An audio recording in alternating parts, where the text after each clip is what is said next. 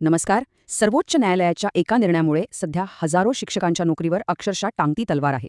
तर आज आपण हा संपूर्ण निर्णय नेमका काय आहे, त्याचा अर्थ काय आणि पुढे काय होऊ शकतं हे सोप्या भाषेत समजून घेणार आहोत. आणि हाच तो सगळ्यात मोठा प्रश्न आहे, नाही का? की खरंच हजारो शिक्षकांची नोकरी धोक्यात आहे का?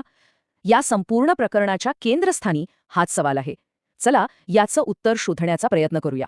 चला तर मग सगळ्यात आधी आपण थेट मुद्द्यावर येऊया. सर्वोच्च न्यायालयाने नेमका काय निकाल दिला आहे?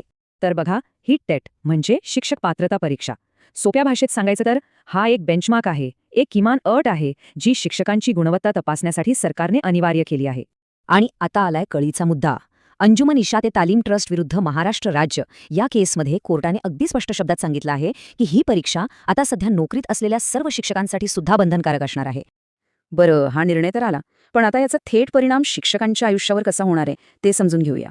ज्या शिक्षकांची नोकरी अजून 5 वर्षांपेक्षा जास्त शिल्लक आहे, त्यांच्यासाठी तर डेडलाईन फक्त 2 वर्षांची आहे. होय, तुम्ही बरोबर ऐकलं, फक्त 2 वर्ष. ही खरंच एक खूप मोठी आणि कठोर अट आहे. पण ऐका, हा नियम सगळ्यांना सारखा लागू होत नाहीये. कोर्टाने शिक्षकांना 3 वेगवेगळ्या गटामध्ये विभागला आहे. पहिला गट ज्यांना 2 वर्षात परीक्षा पास करावीच लागेल. दुसरा गट म्हणजे ज्यांची नोकरी 5 वर्षांपेक्षा कमी उरली आहे, त्यांची पदोन्नती थांबवली जाईल. आणि तिसरं म्हणजे अल्पसंख्याक संस्था, त्यांचं प्रकरण तर अजून मोठ्या बेंचकडे गेलंय, म्हणजे त्यावर अजून निर्णय व्हायचा आहे.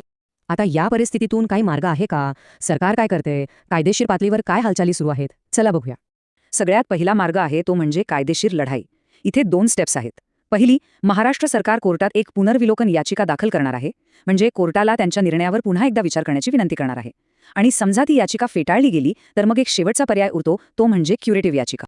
पण कायदेशीर मार्गाशिवाय अजून एक मोठा आणि कदाचित जास्त प्रभावी मार्ग आहे.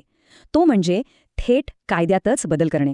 म्हणजे काय? तर केंद्र सरकार संसदेमध्ये शिक्षण हक्क कायद्यात दुरुस्ती करू शकतं आणि या दुरुस्तीमुळे सध्या नोकरीत असलेल्या शिक्षकांना या नियमातून सूट मिळू शकते. अनेक शिक्षक संघटना आणि राज्य सरकारं याच मार्गासाठी प्रयत्न करत आहेत.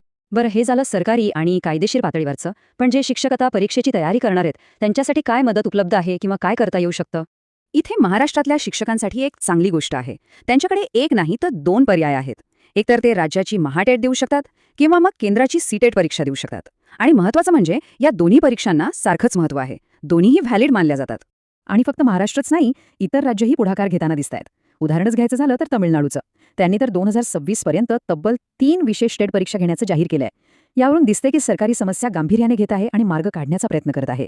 याशिवाय शिक्षकांना मदत करण्यासाठी अजूनही काही गोष्टींवर विचार सुरू आहे. जसं की परीक्षेच्या अजून जास्त संधी देणं, सरकारने स्वतः मोफत कोचिंग क्लासेस चालवणं, एवढंच नाही तर अभ्यासासाठी AI आधारित आधुनिक साधनांची मदत घेणं. या सगळ्या गोष्टी विचाराधीन आहेत.